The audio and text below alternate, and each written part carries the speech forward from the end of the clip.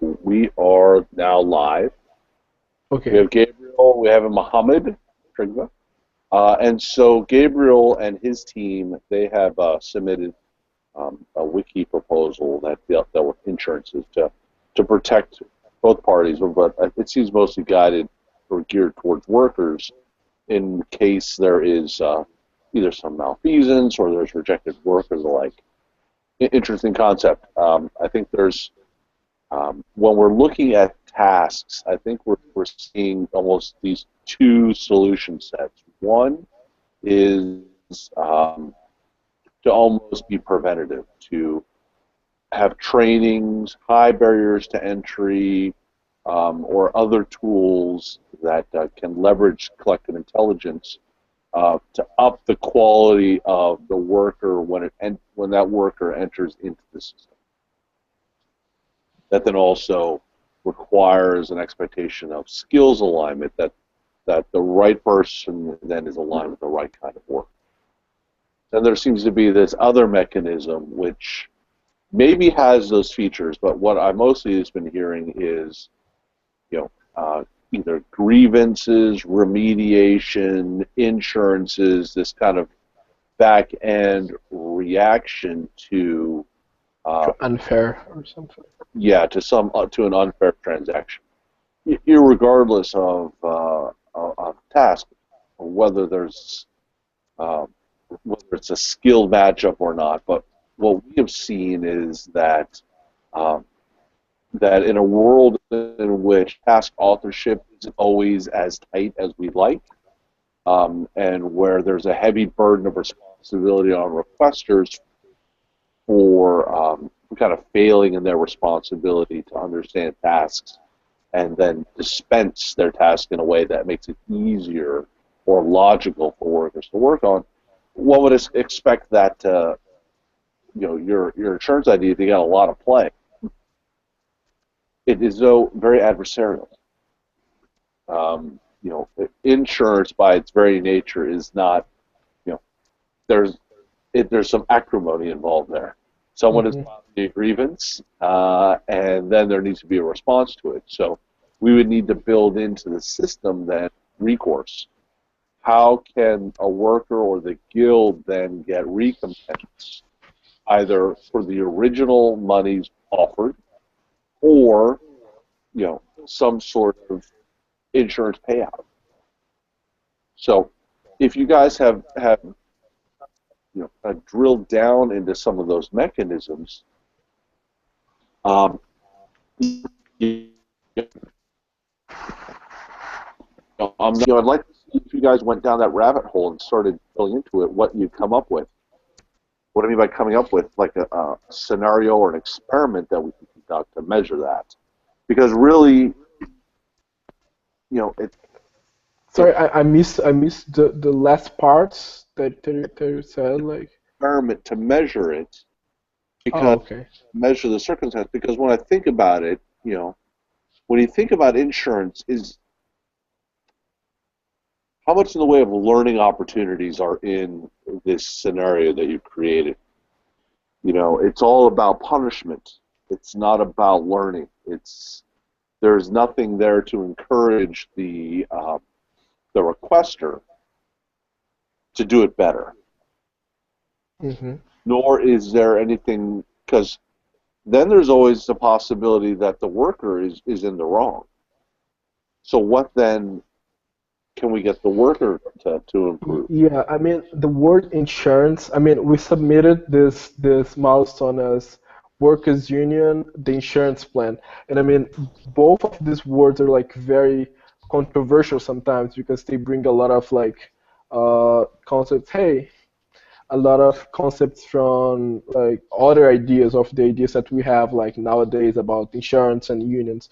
But like what we thought about like specifically something like, for example, um, something bad happened, right? I mean, it was someone, a worker thinks it was an unfair transaction, for example, and then he requests this insurance, let's call insurance for that. And then, for example, this requester specifically has already probably approved some other people's work, or have like worked with other people or something.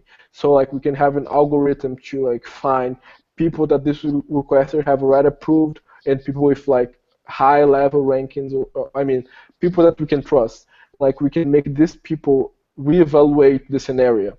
And when they reevaluate, the idea was not to like decide what will happen or say like, oh, you have to pay it. It's just like to evaluate the task sent again. And when they evaluate, they send it back to the requester. What does it mean? I mean, it's something like, so the requester knows now the opinion of the committee, and then he can decide if he wants to like change his first opinion and like uh, change everything back, or if he wants to keep his old decision. But our idea is to make it like all public record. We believe that like open government is all about like making things public. So if a worker is going to do some task for a requester, and he sees that the committee has decided like a lot of times against what the requester has done, but the requester has kept his opinion of like not paying it. He knows, oh, maybe I would do a work, I would think it was everything was good, but it was not good enough. And like at the same point, if the worker requests this kind of things, but he was not right, he might be not able to do it again for a while. I mean, you can have like a strike system like you have in some online games or something like that. Like you make them not possible to request it again for a while. So what we thought is that it would think about the whole community because if this workers committee that is decided by the algorithm for each specific situation works correctly, they're going to make the system good. If it works incorrectly, they're like doing bad for themselves. I mean, so it's not only for the workers.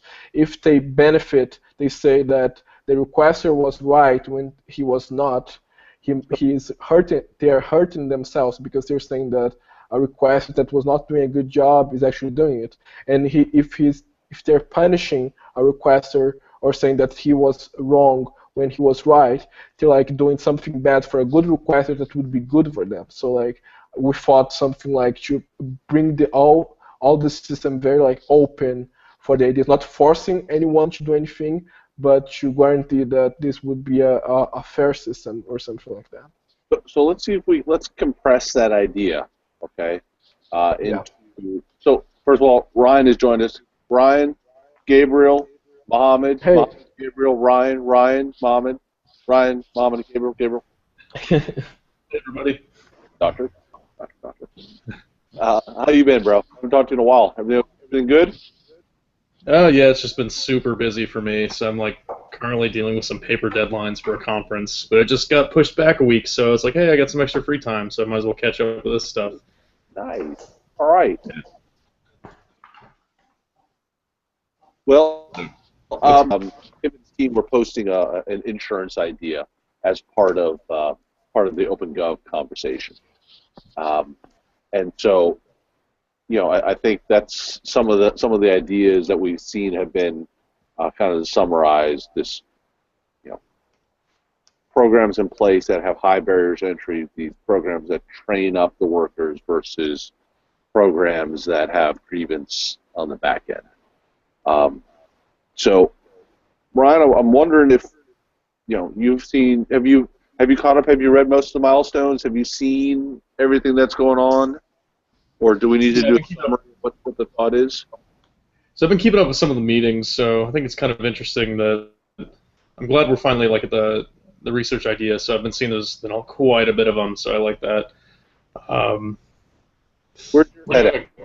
You've been through a couple cycles of trying to do OpGov stuff. So now that it's happening, where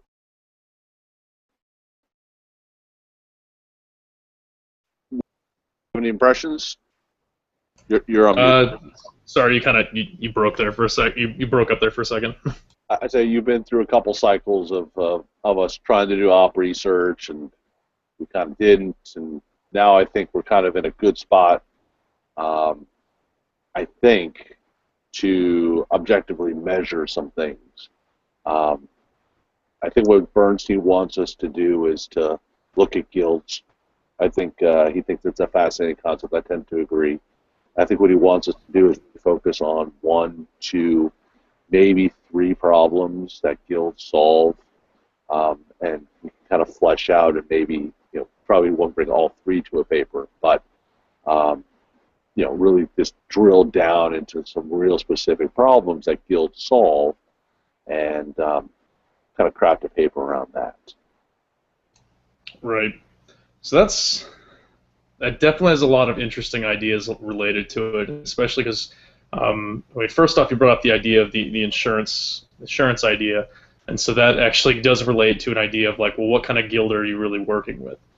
And so we can categorize guilds, as you've already said, in ways of high barriers of entry versus much more like open and pretty simple to get into. And so, yeah. So in a sense, I don't know. There's every avenue of research we've talked about can kind of be applied to that. There's the idea of quality of work. There's the idea of reputation in a sense, because if you get in a guild, that in a sense has an extra level of reputation with that, I would say.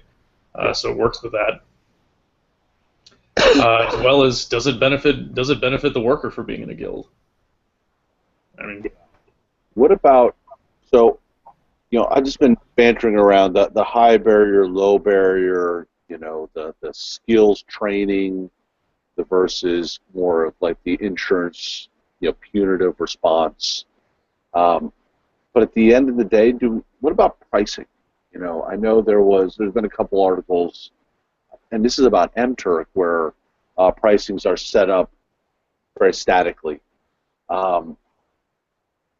A way in which we can get guilds to maybe have some dynamic pricing as a negotiating ploy. But as we get more and more into this, I'm befuddled, or I'm mildly concerned about how we can construct experiments to validate this. And I know you agree with that. You probably run far more experiments than the rest of us combined in this sort of area. Do you have any hesitation? Do you think we can pull this off, or what's out there? Okay, so if we're shooting for a WIST or a CSCW paper, if we have, I actually, that's the one thing I'm lacking. How far along is the actual platform itself? Like, are we ready to implement like a guild structure? No, we're gonna have to fix a lot of. We're gonna have to throw some band-aids on there. Really, probably have some managed engagements. Make some accommodations here, because I don't think Demo can function as a fully operational platform. Right. Okay. So, go ahead. Let you talk. Bob? I think we have time. Hello? Shoot. Hello? I think we have good time to create a forum if we cannot go forward with a guild. Like we can start a forum, and we can build. When we build it, we can have something to present on our paper. Okay. All right. So yeah, I guess just thinking about an experiment ideas. So if the building thing is possible, then let's just assume it's possible for right now. Then. Okay. So what's our the best thing in a sense is when you're trying to actually show that a type of structure you've built inside of a tool is helpful, is we need some form of an evaluation metric. And so what we've used before, we used a reputation metric in showing that people were just generally it matched better for what people's preferences are. So in this sense, I think for guilds, the goals would be, are people getting better work, and are requesters actually getting more work done? And so simply across that, for one thing, set the levels of the guilds if we're curious about that, or we can just do literally just a simple A/B test of guilds versus non-guilds. I mean, that's the ones off the top of my head, but right now we're kind of just spitballing some ideas out there. Yeah. So do you think, because we have Boomerang, which uses check minus, and check plus, can we really use that? Is that really going to give us a lot of bang? Because statistical relevance. I mean, I wasn't certain as to the computational heft behind the check plus, and all that. I missed that that part of our last paper. But is there enough behind the scenes for us to make some of those assessments with regards to quality that it's actually gone up or down? So I don't. We haven't really gone too much actually into quality. With the reputation and just what we did before was just how well do people's preferences inputted through Boomerang actually represent their true preferences. That's what we measured before. So in terms of quality, we didn't quite go over that yet. Yeah, correct. Okay. So that's kind of the tough thing is measuring quality. We would have to define that as what is quality to somebody. So. Well, would that be a synonym to satisfaction? That's one possibility. So satisfaction was used in the sense of are people obtaining their goals for going into using a tool or a community in the sense that I've always researched. So then, in the sense, like I guess we can use that kind of like that simple thing of are people meeting their goals for going into a community or going into a demo. Okay. Well, I have another idea to measure the OpenGov or the guild. Shoot. Like we can argue that the number of ideas that proposed by the workers and requesters.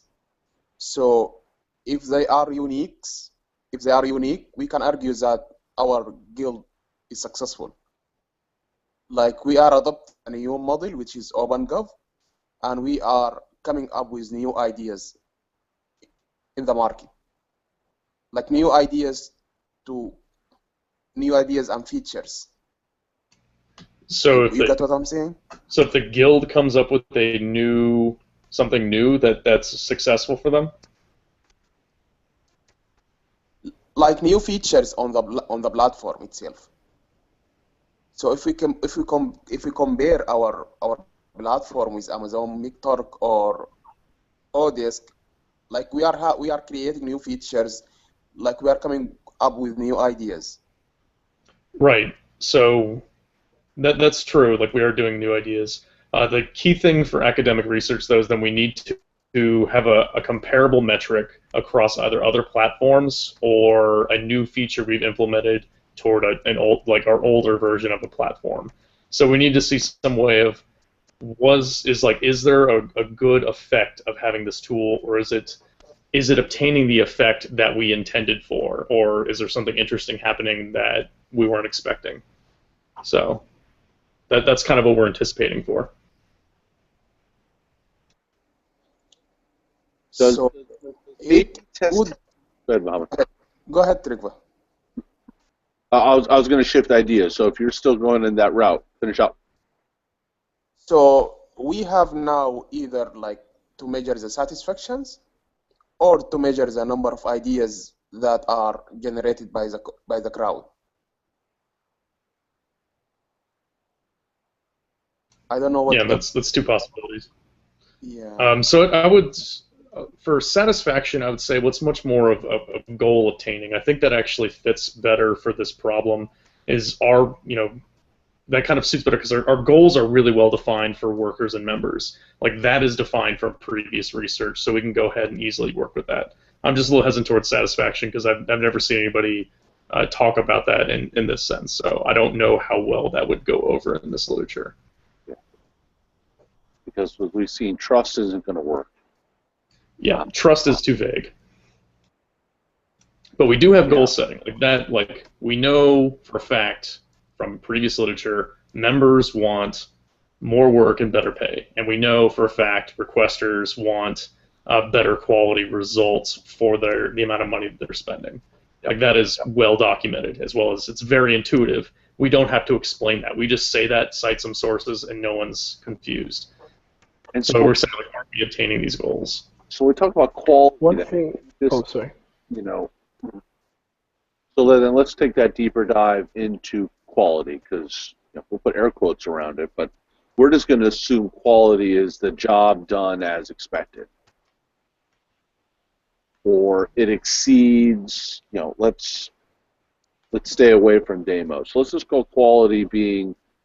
I mean, there's a quality of like, okay, you just did what was requested, but then you did real quality work. You did what was not what was wanted, but what was needed. That can get a little.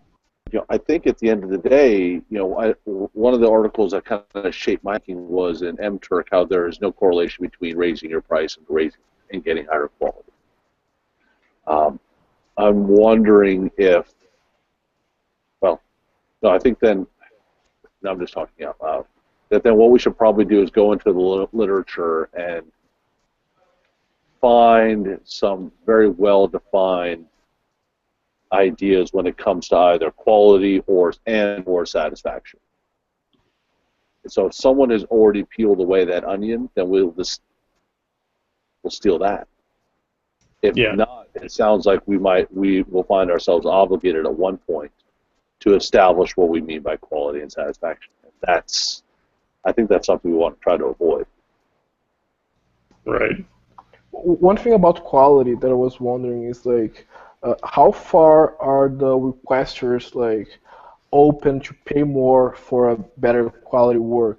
I mean, because from what I read from the articles that we have been working with, is that workers really complain about payment, but I was wondering if the requesters think that they already pay too much, or if they believe that it would be worth it to like raise prices and to make a better quality work in general, or they want like the same exact pay for it. I mean, I think there's kind of an not very balanced offer and demand, I don't know, combination on that, because I don't know if the requesters really think that they pay enough. I mean, I really don't know. I'm just like saying that this is an important thing to discuss when we're talking about quality. I mean, is this quality on the same range of prices, or is this quality like able to improve the payment for workers? Well, I think on MTurk, I think the research is fairly well documented, Ryan. You can either confirm or deny that there's kind of like a disconnect. There is no relationship now between price. If you up the price for a task, you're not getting higher quality.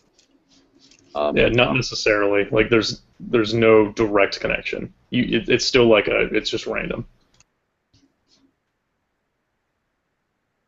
In theory, seems to have been switched off in MTurk. So let's slow down for a second. We've got a couple new additions. I see Mark, who I know. Hey, Mark, you want to introduce yourself? We have Gabriel, we have Mohammed, we have Ryan. There's another dude who I've never seen before. You're on mute. Hi, dude. Hello. I'm Tio. I'm on the same team with Gabriel. So, yeah. The boys from Brazil. Awesome. Yeah. Mark, you want to say hi and shout out to the crew? Yeah, hi, I'm Mark. I'm living in Pittsburgh. I'm a student at Carnegie Mellon at the moment, doing a PhD. And yeah, I'm sort of interested in all this stuff and sort of wanted to stop in and see what's going on. I actually just got home from a dinner that I had to have at somebody's house, so I'm sorry to be a little bit late. No worries. As long as you got some good vittles out of it. Yeah. So just kind of to recap, so if you haven't already, hop on Meteor, take a look at some of the postings, some of the ideas that were out there. Bernstein has been interested in guilds for almost since the very first cohort, as I think he sees the value of it from an org design perspective as a way for workers to organize and to get some value out of it, either from a pricing perspective, quality, cold start, et cetera, et cetera. So I think we're now in a spot to do some deep diving into, okay, we have a guild structure. Can it really, can a guild improve pricing? Can a guild structure improve quality? Can it cold start? What I think he would like us to do is to identify 1, 2, maybe 3 problems, experiments that we can then lobby to him tomorrow night, and then we can start structuring the next steps, which was really getting solid on an experiment and then start the whole writing process. There's been a lot of interesting ideas bantered around. I think so to inject, we're looking at, I think, are we looking at high barrier of entry, low barrier of entry. If we're looking at guilds, in that high barrier of entry, does that ensure a higher quality product at the back end versus lower barrier to entry? But then in those lower barrier to entries, Gabriel's been talking about, and some other folks, about this kind of back end remediation, insurance kind of corrective action after the task has been done. What we're just talking about is pricing. Can guilds ensure more dynamic pricing? And if they do, how do they do it?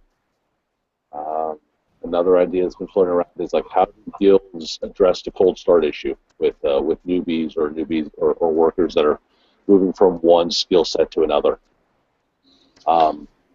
Could I ask a question real quick? You certainly can. Thanks. So I guess I think this idea of guilds is I don't know. I guess I think of it as quite a wide spectrum of things, and I wonder if there's a specific idea that you or that has been discussed very particularly, or if it's still quite open and we still haven't really sort of delved down into what we mean, what we think a guild would look like, and how we think it would work in this context. Yeah. Well, I was hoping Pierre was going to join us. Pierre, we've had some conversation with him. He has been he's an international gamer. And he explained to us how guilds work in his world, and that they come in all different shapes and sizes. Some have high barriers to entry, some are low, some are big, some are small, some are very prestigious, others aren't. So, he had a very interesting perspective on it. It's kind of all up to the needs of those people that initially decide they need a guild or want a guild. In his particular world, you need a guild. You need those economies of scale. You need people to do things in order to complete your quest. But I think it's a very valid question. I mean, we're just talking, I'm talking about skills guilds, but guilds can be configured in a variety of different ways. So I think that's probably the valid first question we should be asking. So, yeah, I definitely was thinking more about political guilds. As you might imagine, things like workers groups and so on that you might see in large organizations, and maybe there's some overlap with that. But I think probably what we're looking at is more like the guilds in the gaming world, which I think are more like emergent and built around the flexible needs of participants, and they're not necessarily kind of legally structured per se. Yeah, and he mentioned that some have very strict rules, some don't, but they do have some basic requirements. Like, if you're going to be part of a guild, you have to contribute X amount of hours. You have to be able to do this and the others. So he shared a piece of literature, so I'll make sure that winds up in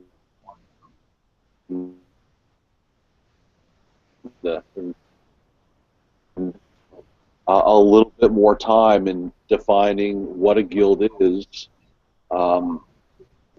So, yeah, sorry to interrupt there for a second. No. Sorry about that. Anyway, so actually, I'm just saying I got to get going. But one of my goals tonight, I'm gonna do like a mini lit review related to these ideas. So I'm gonna come back and check what you guys have kind of brainstorming about. So I'll go ahead and go through the videos, and then I'm gonna, since I have access to a lit review, and then I'm gonna relate this back to our mini discussion we had about evaluation metrics. So I'm going to look at what causes successful crowdsourcing. And so I really like the idea of what you're talking about with guilds. And I actually just found an article on public sector crowdsourcing. And so I'm going to see if that article actually applies to what you guys are talking about. And then I'll get back to you guys in about a few hours. Sweet. Awesome. Okay. Good luck. Thanks, Ryan. Thanks, guys. So Ryan's been around for a couple cycles. He contributed a tremendous amount of work to both the Chi and the WISP paper. So, just from a transparency perspective, some of the challenges we've had in the past writing papers was not doing just what Mark said. We just didn't ask that real simple question that we needed to ask. And both about the problem, but also maybe the context as it shaped the narrative, but also how it shaped the experiment. So I think if we can all have just general understanding that there's no super question. Let's just ask. It'll probably save us a lot of time in the back end, because once we start constructing an experiment and we're down that route, it's really hard to reload. Okay. So asking a basic question, what is a guild? And then the follow-up question, how are they formed? I think those are pretty good questions. Whether they wind up in the paper or not, I don't know. But a lot of those answers can inform parts of the narrative.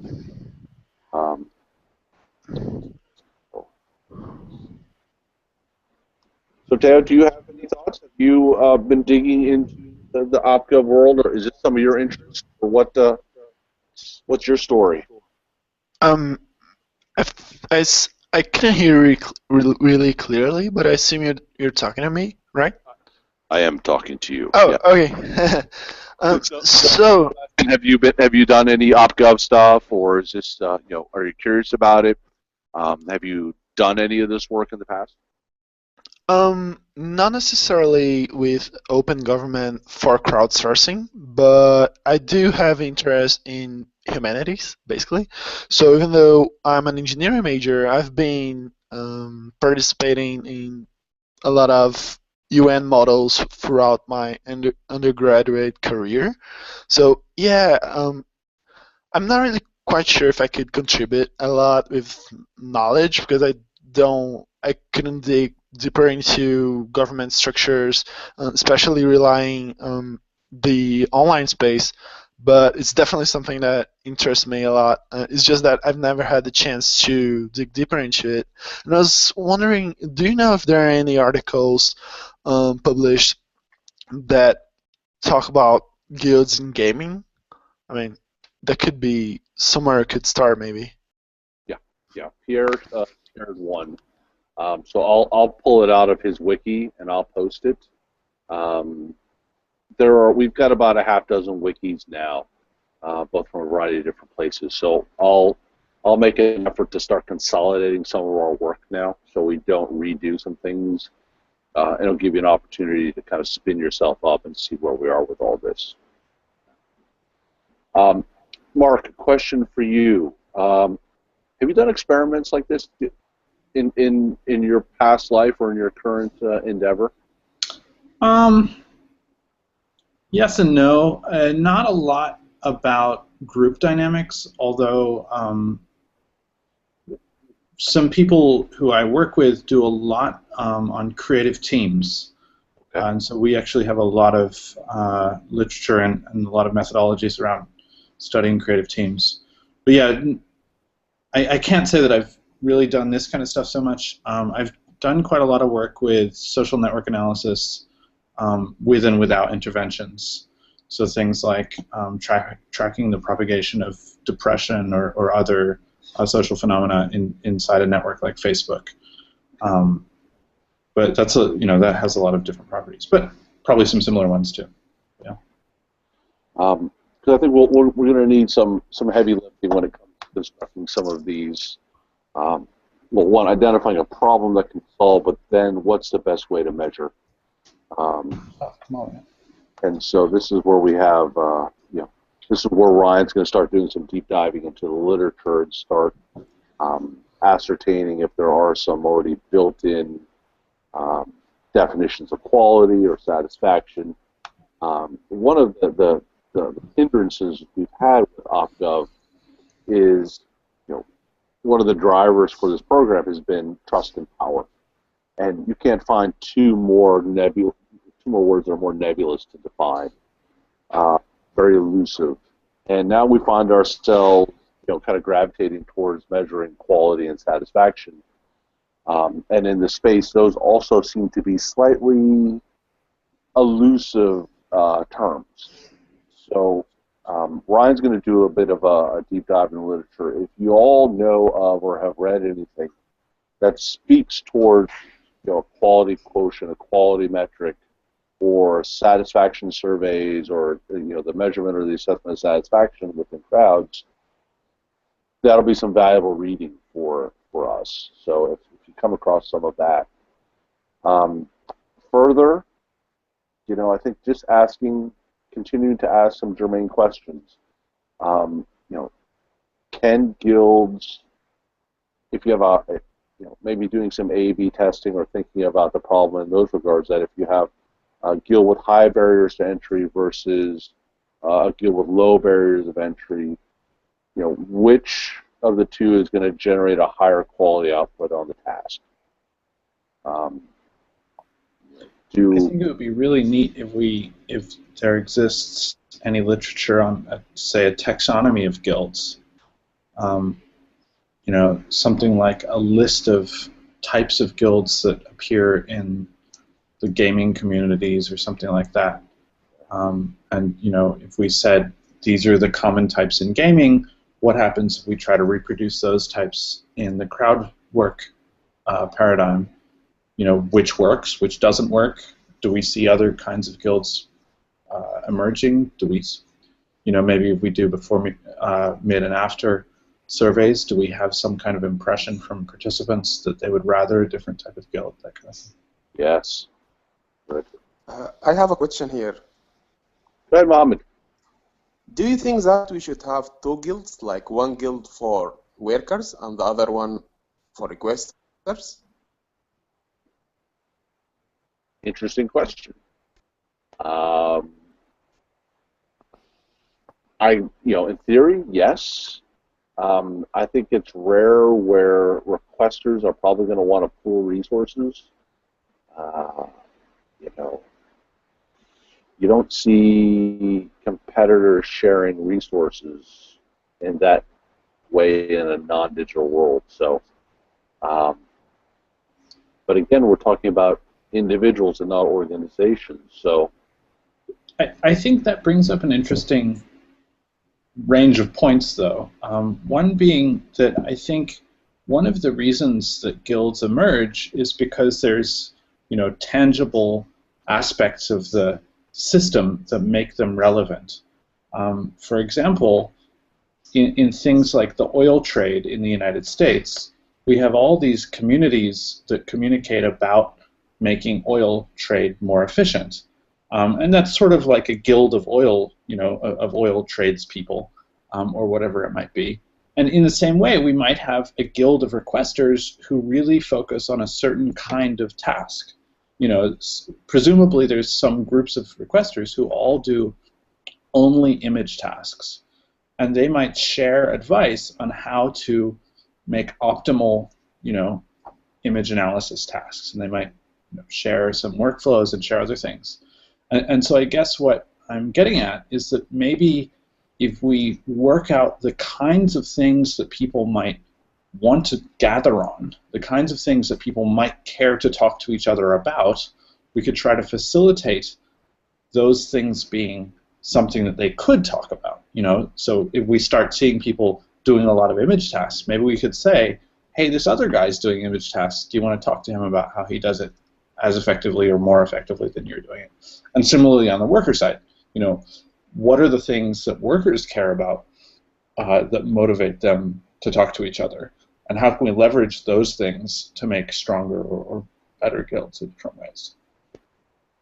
Because that strikes to Bernstein's other interest, which is the perception that requesters are very poor at task authorship. And so the line of thinking, and I didn't listen into the call which occurred just earlier today, but I highly recommend everyone, if you have some free time, to listen to the meetups of the other groups.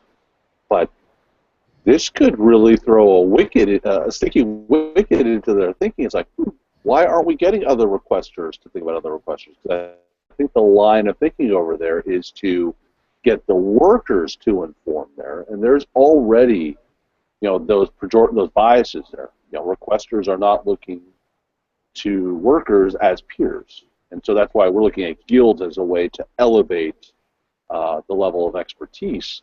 But what if we could cut that out entirely and have, again, not to be pejorative, but a requester to a requester, which, in this just static way of thinking, it would be more of a peer-to-peer relationship. Now, there's probably a lot of other weirdness that we'd have to account for, but wow, that would require, I think, some open-minded requesters, and it would certainly, I think, work only if you had like one person from Google, one person from Apple, one person from IBM.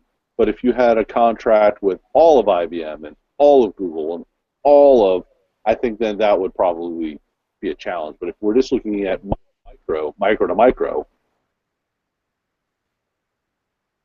individual, that my friend, I think we have just found our dark horse idea.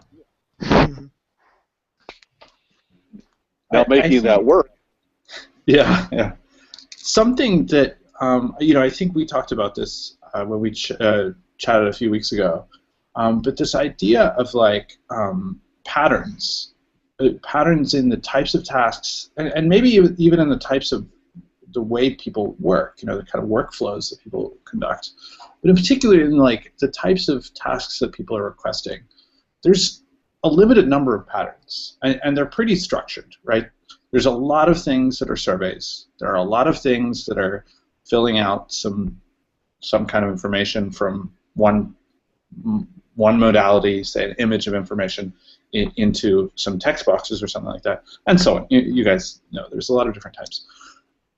I really think this idea of leveraging communities around those patterns might be quite interesting.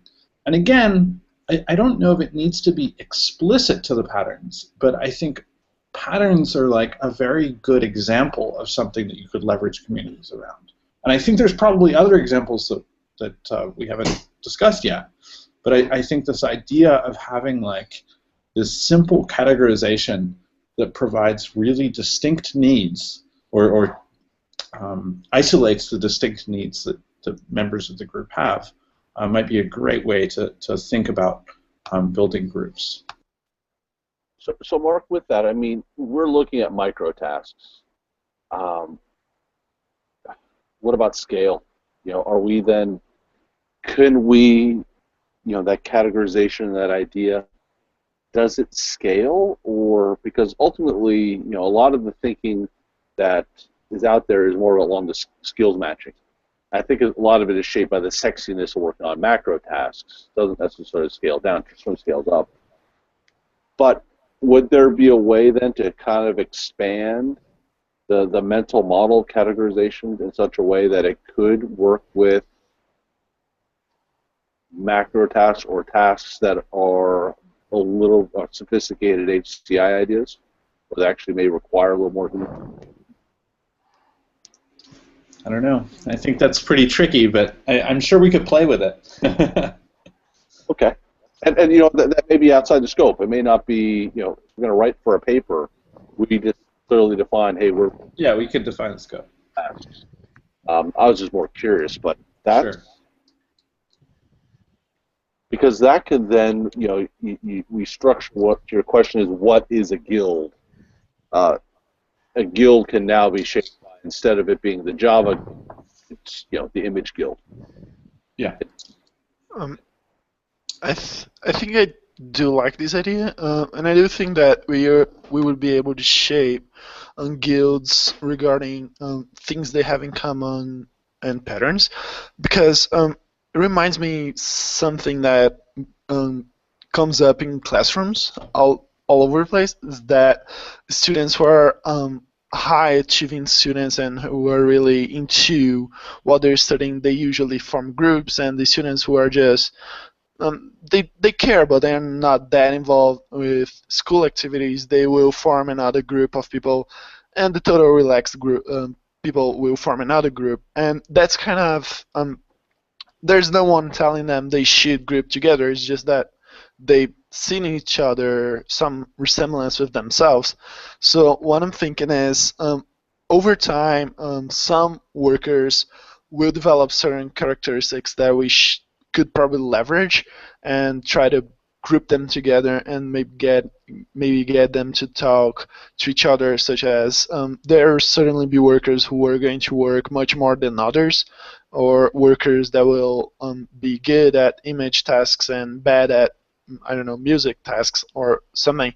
And we will probably be able to analyze that flow of data over time. So I do think it's chaos, because we've been building communities for forever. Maybe not online, but we do that as humans. But yeah, I don't know. Okay. That was basically it. Throw it out there. I think, maybe then the next question is, these sorts of guilds, how do they form? Is there an organic process to it? Do people, like, if it is, do birds of a feather flock together? Or does there need to be, and maybe this is where we have, you have a high barrier of entry, you have a guild that it's built on prestige, it had, it's the Ivy. It's very difficult to get into. It creates his reputation based on that, because folks are going to be attached to that pure pedigree style, versus maybe you have more of the low barrier to entry. You have, I don't even call them the grinders, but you have more the do-it-yourself style kind of organizational approach, and to see how, when it comes to prestige or convey experience or expertise, which is more successful, where there is that correlation between, hey, these high barrier of entry guys, they do great work and it's perceived as well. Well, the low barrier just as well, but they're not getting ranked as high, or the perception is off. I've always liked that, at least in education, that there's still a tremendous amount of weight put on the pedigree of your degree, even if everyone is learning the same thing. And I don't know if it's kind of valid for this conversation, but you guys are kind of going in that direction. So maybe that is another assessment point. So, yeah, let's keep flowing. I'm talking way too much, but I think the question is, that's quality. What about price? You guys, the price to quality correlation. Should we fold that into the assessment? How can guilds improve the price to quality assessment, or that matrix?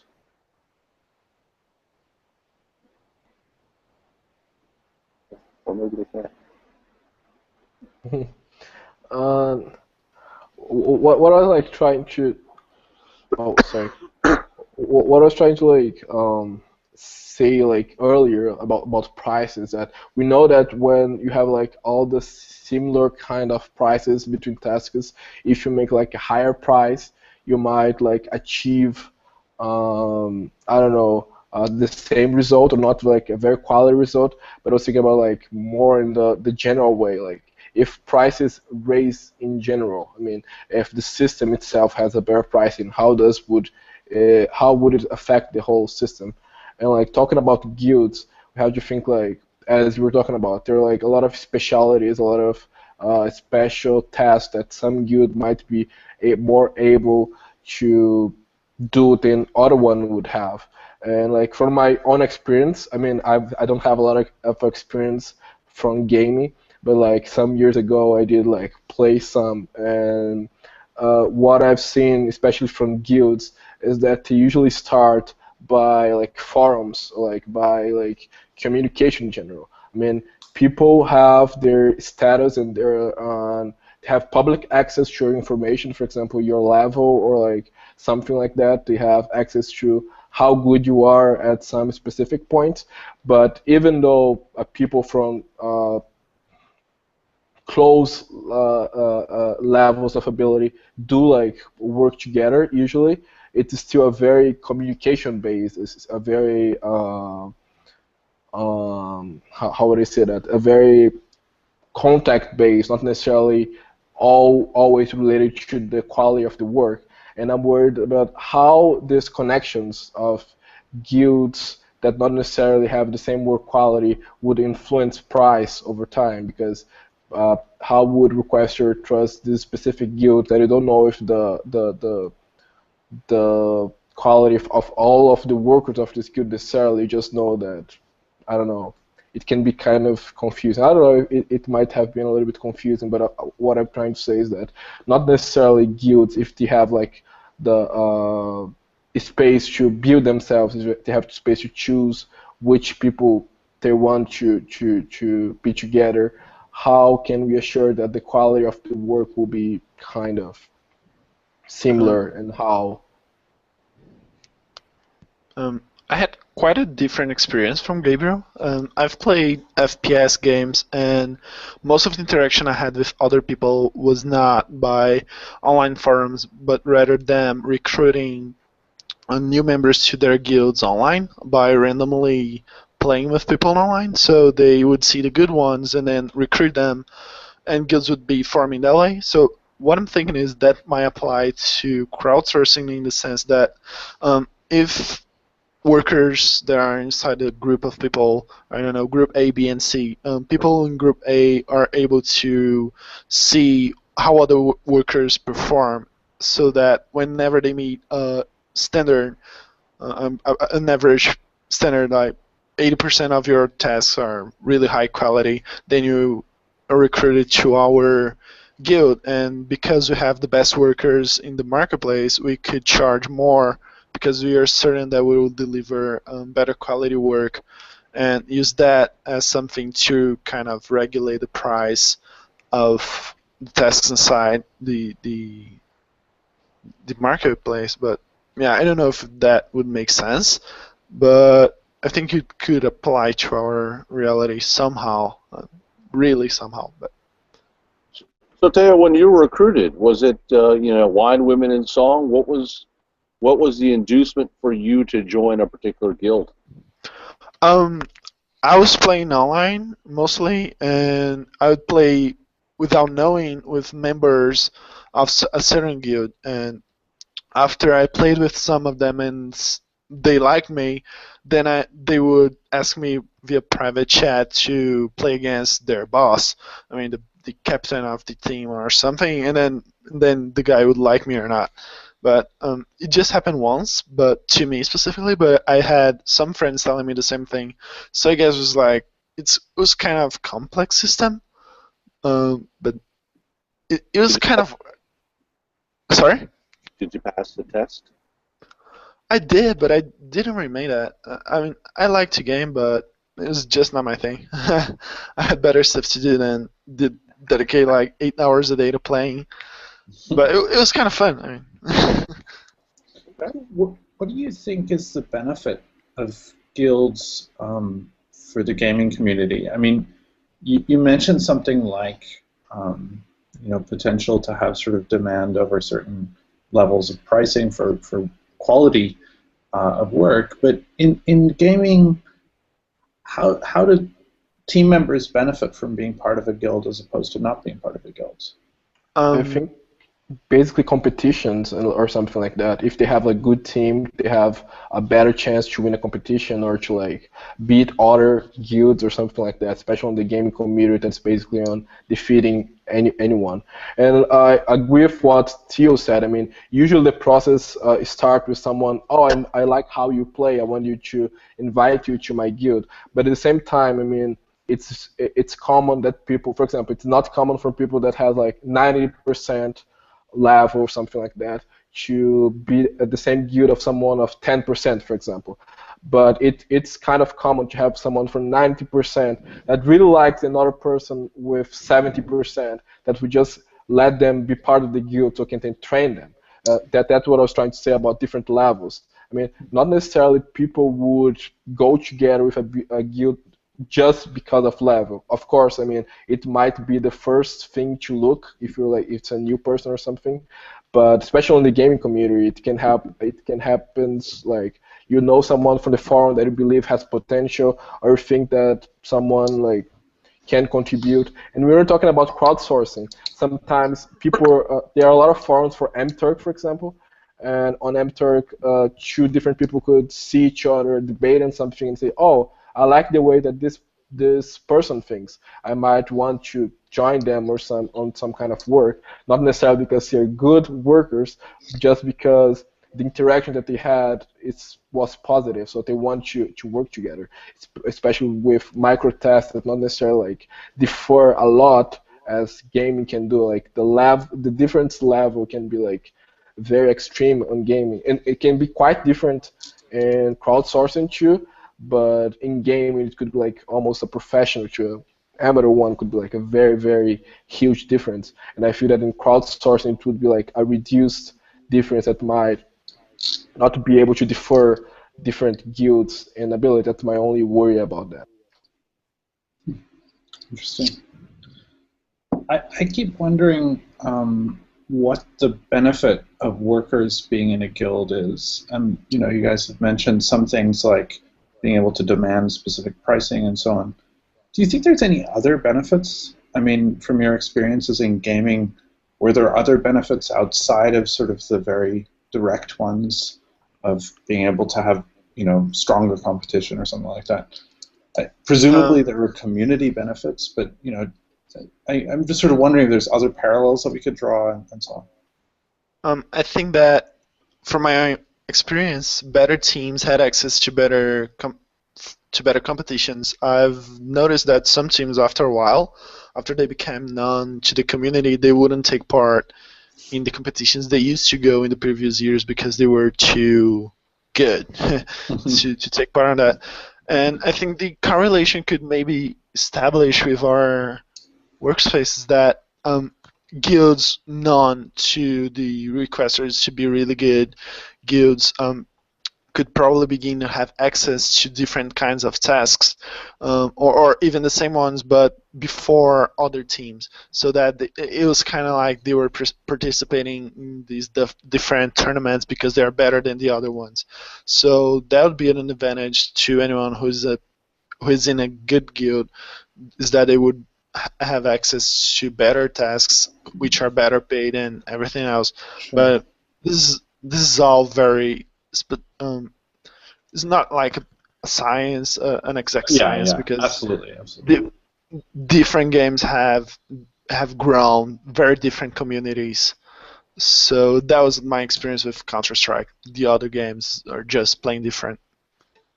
So Teo, as a newbie to your guild, were you just kind of thrown to the wolves, or were you socialized? Were you trained up? Was there the rules explained to you? How did all that happen? That varies very wildly from guild to guild, but the one specific I joined, they had training sessions every week, like twice a week, that the newbie had to attend, but the whole team was there, so it was not really a difference. But I could notice that whenever we went to official matches, they'd be like, okay, you're the new guy, why don't you just stay at the base and try not to mess up anything? So I had to build a reputation once I was inside the guild before I could actually go to do awesome things. So maybe the parallel we could establish is that experienced workers would need to have some kind of validation before they assign the guild tasks to someone who is new to their guild. But again, I've known friends who went to guilds that was just like anarchy. You do whatever you want, we don't care. Usually they didn't win the tournaments, but I think a useful thing could be also blacklisting. I mean, if you're part of a guild, you could like make a blacklist of the guild, like requesters that you don't want to work with because we already had the experience with this one. Or maybe whitelisting, something like, oh, this is the list of requesters that we of the guild believe are great requesters. Or maybe by tasks, like we believe that this kind of task is better, and like each guild could have their own strategy to make like better approaches to tasks itself. I mean, the guild that I was part of, they had like some clans that they would go to, some other guilds that they would want to have like competitions against, and some ones that they think that, oh, I don't believe that they are like good place for us. I don't think that we should like make a battle between our two guilds. And this kind of blacklisting, whitelisting thing could be very useful when we're talking about an environment that has a lot of bad requesters and a lot of like unfair work. And that this could be a good parallel of guaranteeing that each guild has its preferences and know like how to find the better kind of work. Pretty much like. Oh, sorry. Okay, I want to drift you away from the guild, if you like. Hi, Alison.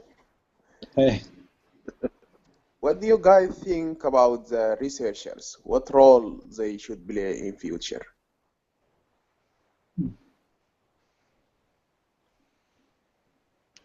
I think we stay away from that one for right now. Okay. Let's. Yeah, I think though, Mark's idea on the guilds for requesters, I think that's a good pushing of the envelope. What I want to ask is, we've been talking a lot more about quality, about task completion, far more than pricing. So, just want to, I think the way we're gravitating, maybe this is where we need to spend some time. A question, so when it comes to task completion, that let's say we are a guild we do surveys, and that instead of it going, it's still a micro task, but instead of it going from the requester to the individual worker or your individual workers, it goes to a clearinghouse. It goes to the head of the guild, and then the head of the guild then leverages all the might of the guild, a little more of a collective intelligence approach, either generate the result quicker, more efficiently. Not quite sure what moniker we could put on it. Does that complicate things, or would that be another way in which we can envision guilds being leveraged in this particular environment? As answering that question, what is a guild? It's now a vessel of collective intelligence. Does that throw us a little off track, or is that a valuable assessment point? I think it's very valid. I mean, from my experience again, when I used to play Defense of the Ancients, like Dota, like some years ago, we would have like some forums with the heads of the guilds, so could like schedule matches against each other, and it's like beneficial in the sense that we have the wins and losses of each guild. So like making a parallel, a requester could see that this guild specifically has like 99% of accepted work. So they think, oh, it's a good team of people. They're like good to do the work that I want them to do. So it could like send it directly for them, and then can be distributed by the guild members. Or maybe like not all of the members are online, so you would like distribute to the guild itself, and then like the online members could work on that specifically. So like it's good for everyone that's part of the guild, and it's good for the requester because he's trusting on a group of people, not necessarily on a worker specifically. Or maybe, I don't know. I do like that idea, but I just wanted to raise a point that is giving power to someone in a group of people, especially with people they don't know in the real life, could be a dangerous idea. I mean, maybe some guy would just don't like you for some reason. He got out of his head, and he would just want to assign in tasks to you, and you're just okay. I'm making no money, but I mean, just something that could merge. So another thing that I keep thinking about is that a lot of the traditional activity in guilds, from gaming, and again, I don't know a lot about that, so maybe I'm sort of very limited in this perspective. But I feel like a lot of it, the members stand to benefit by improved quality of play and potentially some kind of social benefit of being connected to one another while playing. So in a lot of the games, I think they're social games like World of Warcraft or some of these other games where you actually play like together to some extent. I think a lot of the tasks that we deal with are not like that, in that many of the tasks are either too small to have people working together, and when people do work together, even on a small level, I think often they're so short and they're so sort of short-lived and independent that like the degree to which you build a very sort of complicated working relationship is not that great. So I guess I feel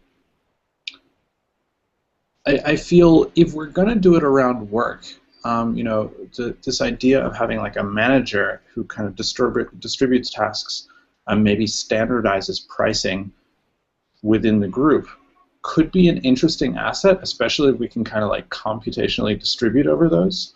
But I think it's a little bit more complicated to say that this group of people is going to like meet up and be friends just for the sake of being friends. Like I think there's not really a great sort of intrinsic value for community members to just kind of join together and be great friends.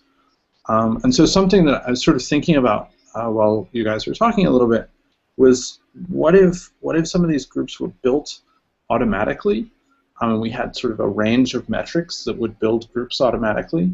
And of course, people could join their own groups if they wanted to, but like maybe as a new user, you would sort of join an onboarding group that like helps you learn certain things, and if you excel in a certain way, you get kind of moved into another guild that like leverages those skills. And as you mentioned, there's this potential to have things like work groups where you might focus on improving a certain skill or something like that. I don't know, just some thoughts, but good thoughts. I definitely think that thing of a lot of the work that these people do is not necessarily that social. I definitely think that influences what we end up talking about when we think about guilds in this space. But I think there's something powerful about organizing folks around the kind of work they do. I agree. So yeah, I'm not saying that we should avoid that. I just think that maybe some design parameters will be a little bit different, because it's not like these guys are tackling a big unified task together. It's more like they're learning to play the same game independently. Like, it's more like a chess club where everyone learns how to play chess.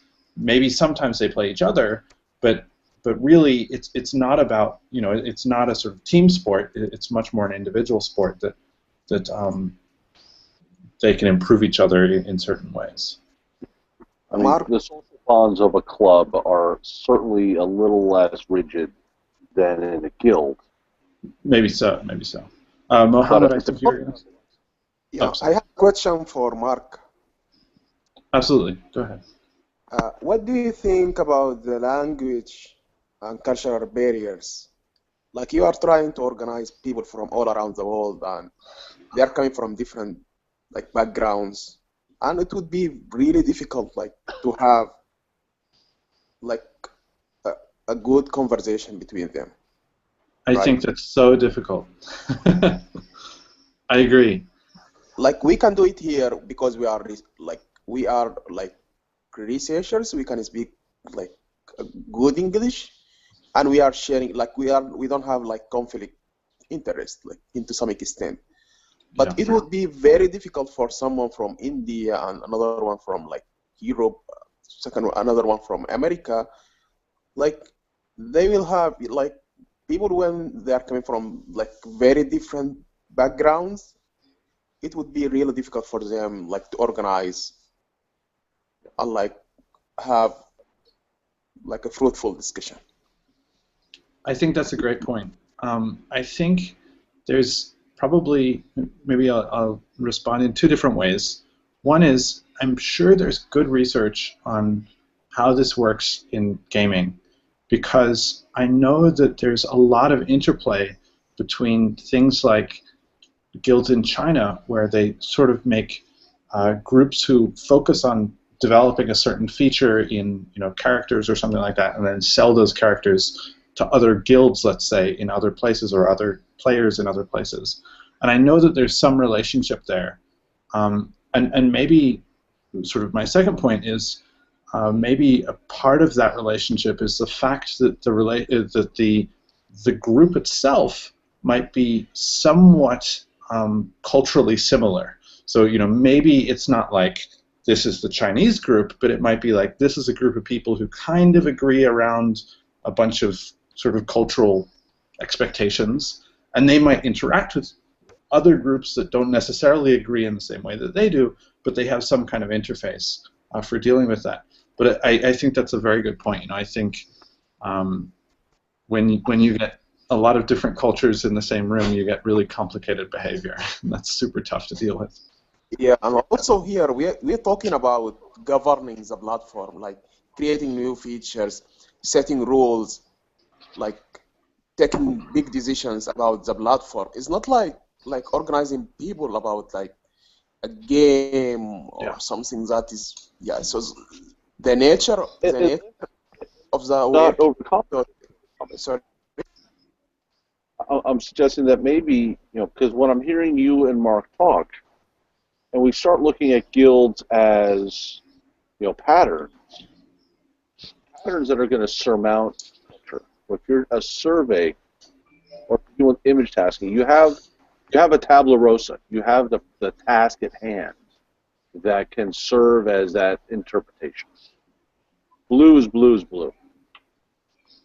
So I'm not disagreeing, but I'm almost suggesting that Mark's idea of having guilds structured by task and not skill, because I think in the skill realm you have greater deviation. There is not a universal standard of what a job is.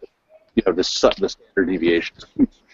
But when it comes to image tasking, I think that the deviation is so much smaller that it lends itself to grouping guilds by tasks, just to address these very issues you guys are talking about, culture, communication, and the like. Yeah, I think that's a good point. Although when we last talked, we also mentioned this idea of trying to standardize pricing across different worker groups, and that also gets very complicated from this cultural perspective. A price that works well in one cultural environment doesn't necessarily work well in a different cultural environment. And I'm sure that would come up as an issue in these, large task-similar guilds, where you have a large number of people who are focusing on the same task, but they just can't compare their work necessarily, because one is getting like 10 cents and the other is getting 80 cents for the same work, or something like this. But yeah. Well, I think my only concern with this approach is that it will create some kind of imbalance between those who live in America, or like who speak good English, and those who live in India or like China or like any other place. So they will not be represented in these guilds. Because this is my only concern. Yeah. There's also the currency problem. I mean, when we're talking about different countries, different cultures, there's also like the currency thing really affects that. I mean, a lot of workers on Amturk think they don't get like enough money a month, but like the same amount of money would be like a good quantity of money in Brazil, for example. So like it's very different when we go for this culture and like environment country thing. It can get like, if we cluster group of workers like that, it could like lead to this kind of different evaluations of what is a good price and what's not a good price, like in general. So I have like a mini proposal. So I think this is a really interesting line of discussion because I think one of the qualities that we've talked about is how a guild could stand together and demand a certain price for a certain task at a certain quality, right? So a group of people, it doesn't really matter where they're from, but this group of people could publicize a price for a certain level of quality, and they could say, we're really good at this task.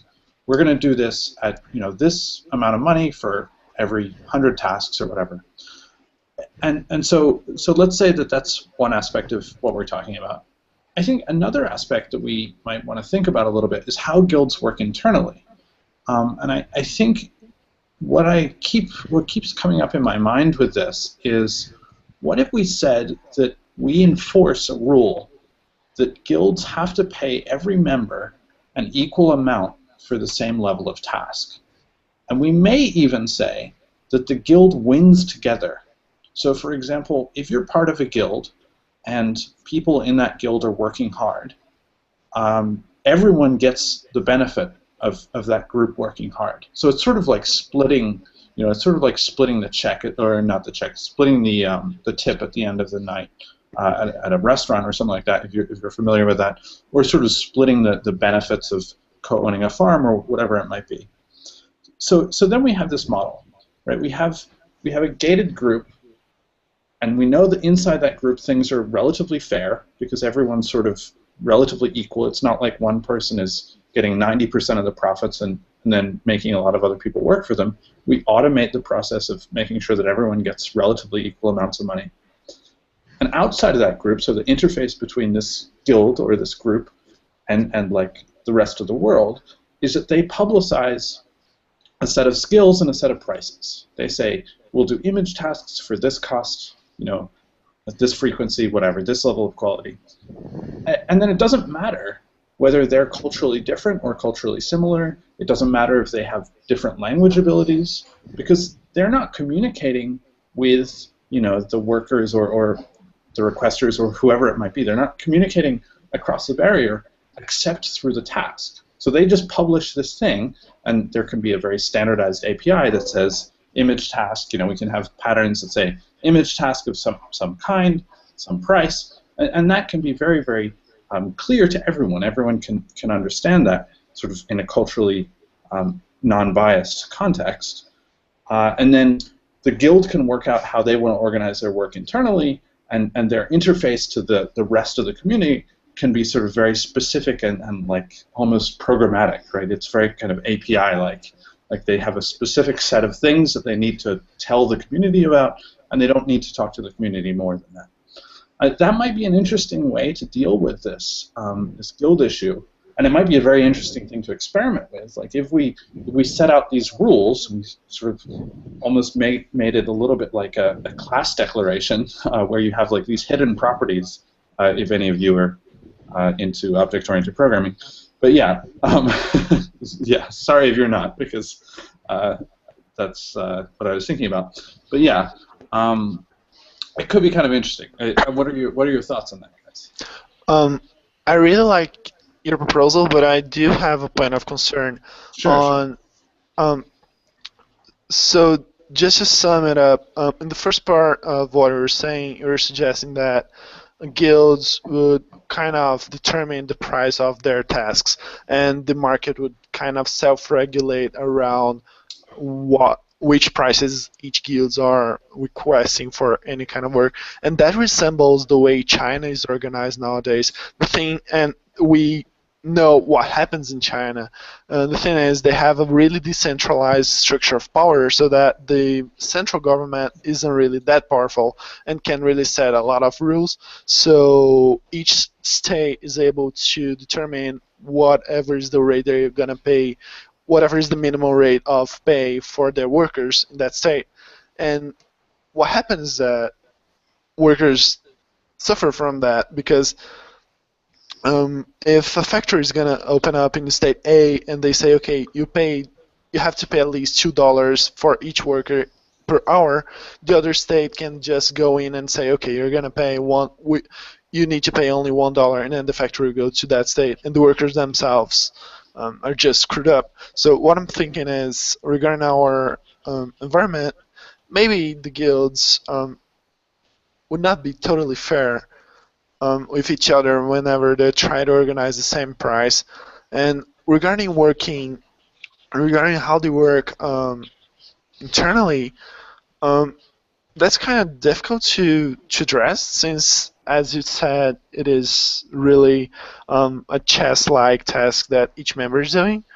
But I think that maybe this might seem like a nonsense idea, but what if the people inside the guilds don't know they are actually in a guild, and the way their work is rated is kind of oblivious to them. And I mean, they know the rules exist, but they know in which category they're placed into. So they may think, okay, I think I do great work, but they don't know exactly with which other people they are actually connected to. So that since nobody connects to nobody in person or via chat or something, there's no power structure at all that we need to concern about. But even though they don't talk to each other, we know ourselves which users are actually grouped together by the quality of their work or some kind of measurement. So that would be kind of an invisible guild. But I don't know, that might seem weird. I mean, from what I understood, I'm sorry if I'm wrong, Mark, but like from what I understood, it's not like necessarily something like central, like a guild that has a central power on everything. It's like something more that everyone has a similar power, and that the price of the task, like the money that we receive, will be divided equally. So like instead of like making some kind of worries for the workers on the guild, you have like a distribution that is fair enough for all of the workers. So it's a lot more like an open golf thing instead of like central power one. And I think this is an interesting idea. Like you don't necessarily will have like bad payment for workers on that structure, because you don't have like a central thing. I mean, we won't have like a head of the guild as before. You would just have the authority for all the members of the guild would be kind of equal, and like the payment would be proportional for like the work that you're doing. So I understood that like as kind of a API thing, like standardized and programmatically decide which one would get that.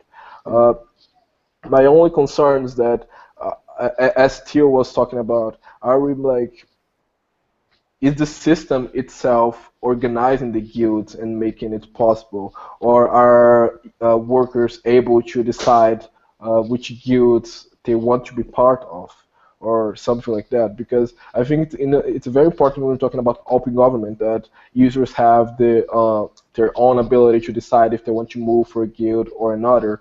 And this one, as it's a decision of the user, the cultural or like the different problems won't disappear, because they still have the freedom to choose if they want to work with some people or not. So yeah, this is all really interesting. So let me start by just commenting on something that I thought of when Theo was mentioning his idea of like guilds that you don't necessarily know you're part of. So one thing is, I think a big aspect of the benefit of guilds is having the social community, like being able to talk to people who deal with the same problems that you do. So I think that might be a challenge, but I think there's sort of another side of this, which is that we might be able to automatically put people in guilds if they want to be, because I think that's a very important aspect. But like, you know, we can automatically put people in guilds, and maybe they can kind of chat with a group, and that group is always like evolving. Like sometimes that group is like 10 people, and then, you know, the next day one of those people has like been elevated to the next level, and a new person comes in or whatever. Like there's some sort of there's some sort of dynamism about like who's in the group, and you don't really need to focus on who's in the group. But basically, the guild is a algorithmically determined set of people who are good at a certain level and who can demand a certain price for a certain task. So, they do imaging at a certain level.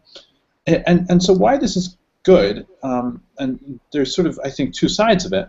One side is that people could, requesters could say, I want that guild to do my 10,000 tasks. It's going to take a certain amount of time, a certain amount of money. It's predictable. The quality is reliable. And I know what I'm going to get. So I'm just going to do that. Now, other people might be outside of the guild, and they might say, I don't want to be part of a guild. I just want to work on what I want to work on. I'm going to come in and do whatever. And maybe they'll end up doing tasks at a lower price point because they don't have this sort of support of the guild.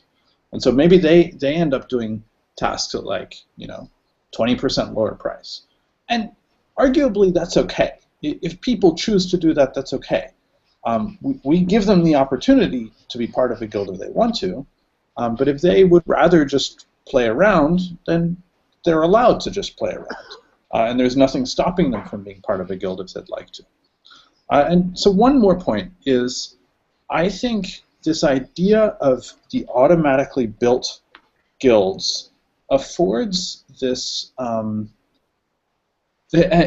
guilds where you don't necessarily know which guild you're part of, affords this idea that pricing for different levels of skills in different types of tasks could be standardized across the entire platform.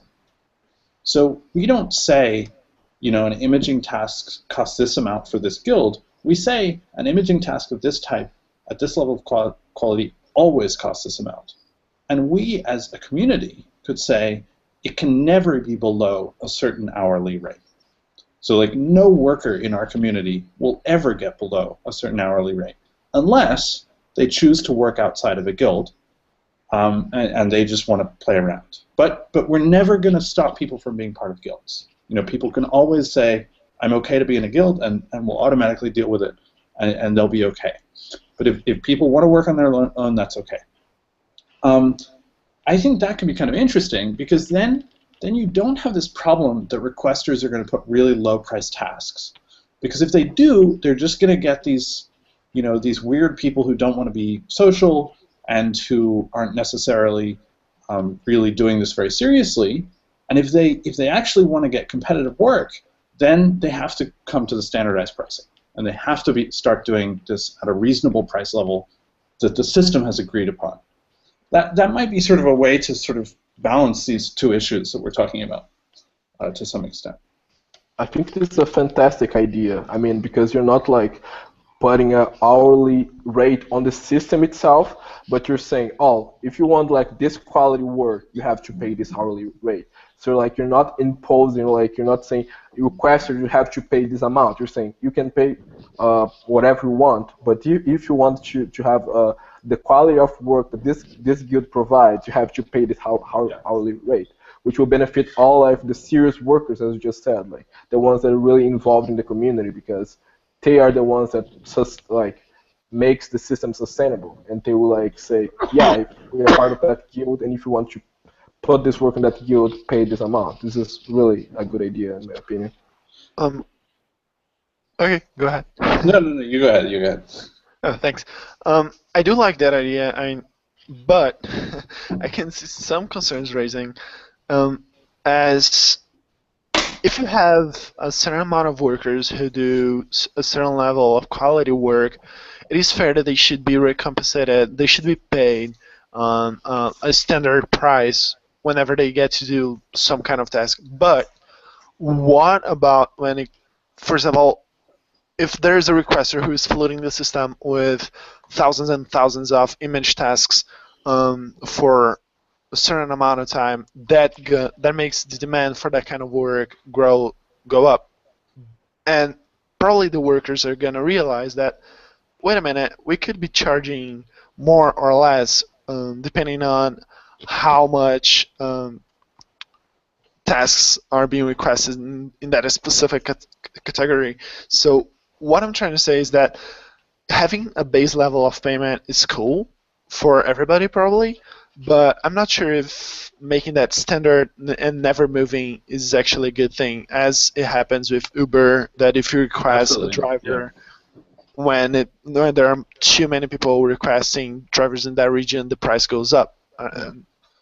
So yeah, no. I think that's a really important thing to deal with, and I know that this has been discussed a little bit in some of the computational pricing stuff, that some of the discussions that have gone on. But no, I think there's a few things to say. So I would say the first thing is that there would be a minimum, a total minimum that says no guild will ever work for less than this amount per hour, and then there would be some hierarchy where higher quality work would be more expensive, and maybe there could be multipliers to say, if it gets really busy, the price goes up. Alternatively, instead of a multiplier, let's say somebody puts in, 1 million tasks at a price that's really low, and so basically they're counting on the cheapest guild to do their work for them, or like these guys who are just lone wolves who don't operate in a guild. Maybe they put a huge amount of tasks, and then after 2 days they're like, oh my god, only 100 of our tasks have been done. And the reason being is because nobody wants to do a task at that low price. So they're forced to raise the price in order to get the larger work groups. So I think that's sort of another side of it, which is maybe if we have this influx of tasks that are underpriced, we can force requesters to move the price up to something more reasonable, the expected price that they'll pay for a task, and that way incorporate a larger work group. And then on the other side of it, let's say we had so many tasks, and we had a really rich requester who has just said, I'll give you all the money you want for this task, but we have millions of them, and way more than we have workers. Arguably, that's not a problem, right? I mean, it's a problem for the requester because it might take too long to get all their tasks done, but it's not really a problem for the workers because they're going to work and they're going to keep working until the money runs out, basically.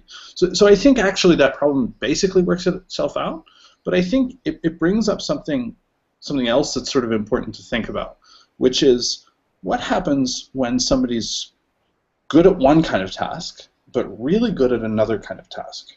So, like, they're pretty good at imaging, and so maybe they get like 20% above the minimum wage for image recognition, but they're really good at like fixing bugs in HTML pages, and so they get like 200% above the standard minimum wage in that task. And so then how do we see them working? And presumably they'd be kind of part of two like different dynamic guilds, and those guilds would overlap, in a certain way.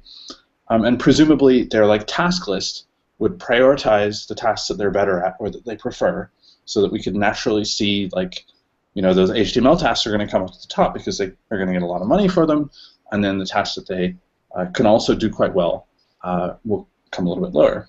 But yeah, I guess I'm kind of wondering like how's that going to work, and is that going to be complicated, and so on. But yeah. Sorry.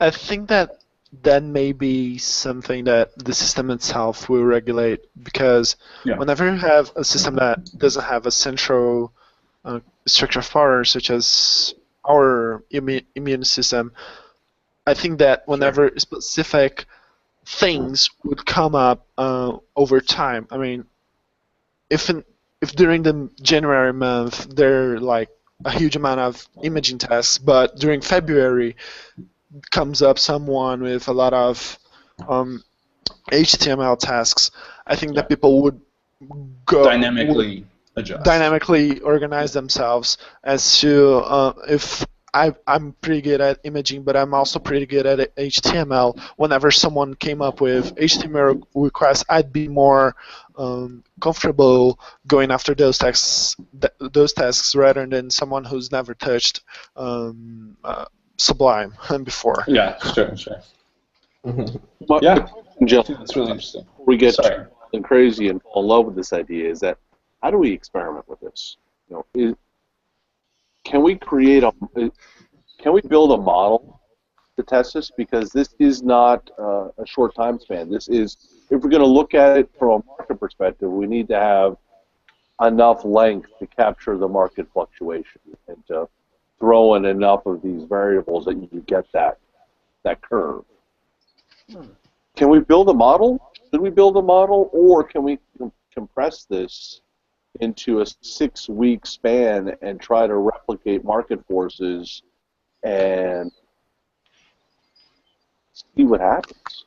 I mean, although we don't have the guilds like right now or something like that, we could like select a system. I don't know, any of the crowdsourcing systems, and we could build a model like faking guilds. I mean, we could like have people with kind of the same quality of work, and like we can simulate as they were guilds, and we can see like mathematically, like in mathematical models, how they would behave if they were guilds, and how would be the price compensation. And if we see that this level of worker for this specific task or something like that has a better quality and therefore has a better payment, we can conclude something about the quality of the guild system or something like that. I mean, although we don't have the guild itself to make the experiments, we can use the systems that we have to make prediction models or something similar to that. I agree totally with that. I think that we could probably set up a system with the rules and some systems with different rules to test whatever we want. And after that, we could probably build some bots or actually get people to use those systems. And what I'm thinking is probably we can't model how things are going to happen mathematically before they happen.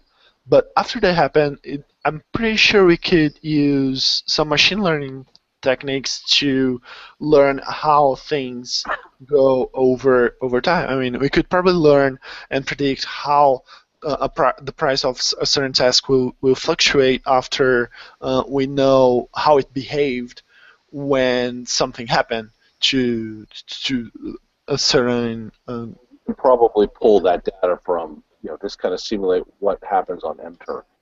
Yeah, exactly. We could like predict for like if this task was given for that guild, what would be the general quality or what would be the payment like for that specifically. We could build prediction models for specific guilds that we like ourselves decided that they would be, although they're not for real.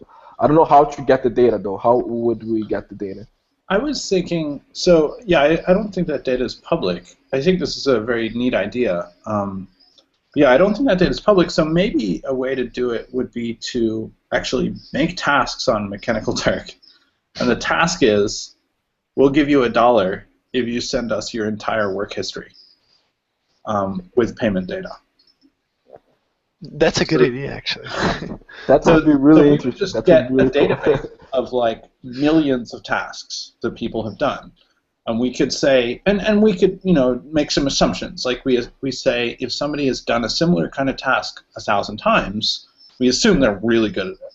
So we don't even make any quality judgment except for frequency. We just say the number of times you've done a certain kind of task predicts your quality at that kind of task, or your favor, your enjoyment of that kind of task even. And we could probably make a pretty neat model with that. Like we could probably, of course, there would be some problems, but we could probably get a pretty valid model with that. Could that be considered hacking Amazon? I mean, somehow. Yeah, we might get kicked off for that. So we shouldn't use Bernstein's account. Live here. I don't know what he was saying. Sorry, Jeff Bezos.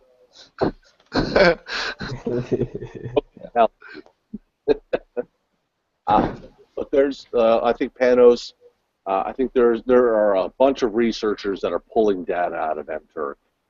We might be able to find some data sets. Maybe go to Turker Nation. Look in the research, because there is a lot of data out there. Is it the type of data we need? Probably not, but if they're extracting this or they're collecting this, they may have a little bit of that, and they just got thrown out in the wash. Yeah.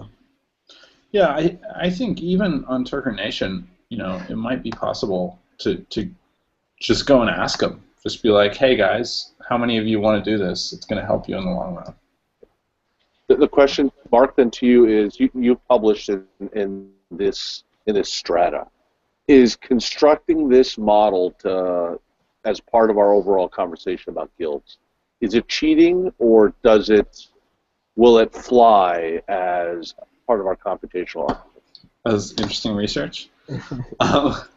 So Yes. I think having a really cool model for how to build guilds dynamically, and then saying, so what we need to be able to say is, does somebody benefit from doing this? And if they do, how much? And ideally, along the lines of Boomerang, which is incentive compatible, and which is a really cool thing. Being incentive compatible is awesome. If you're not familiar with that, but yeah, so like this idea that having guilds really needs to benefit the workers and the requesters. So is it possible for us to use a model like this to improve the lives, even theoretically, of both of those groups? And I have no idea what the answer is, but maybe we could prove that. And we'd need to play around with the kind of model that we're making, but maybe we could prove that. And I think if we could prove it even computationally, even entirely fictitiously based on these models, that could be pretty neat.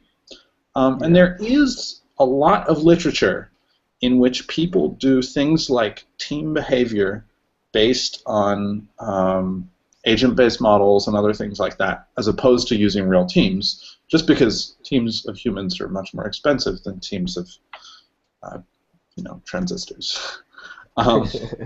And so, I definitely think the literature, the past sort of context of this literature definitely gives us the opportunity to deal with some kind of agent-based model or some other kind of fictitious model. That said, I do think it would be really neat to also think about, maybe as a separate experiment, or maybe as sort of a validation for this experiment, I think it would be really good to also think about how we might test this with a platform with real humans working. Maybe that's something we do on Deimos, maybe it's something we do on Mechanical Turk, but just sort of thinking about that, I think, is worth it. Be the A, have a high barrier, we construct some more rules. High barrier, you pass some skills, you're part of the squad. We've assessed ahead of time your skill set, so you're selected, versus the B, which is this computationally driven, which you're not aware of. Perhaps now those are the two, instead of talking now about guilds, we give two very specific models.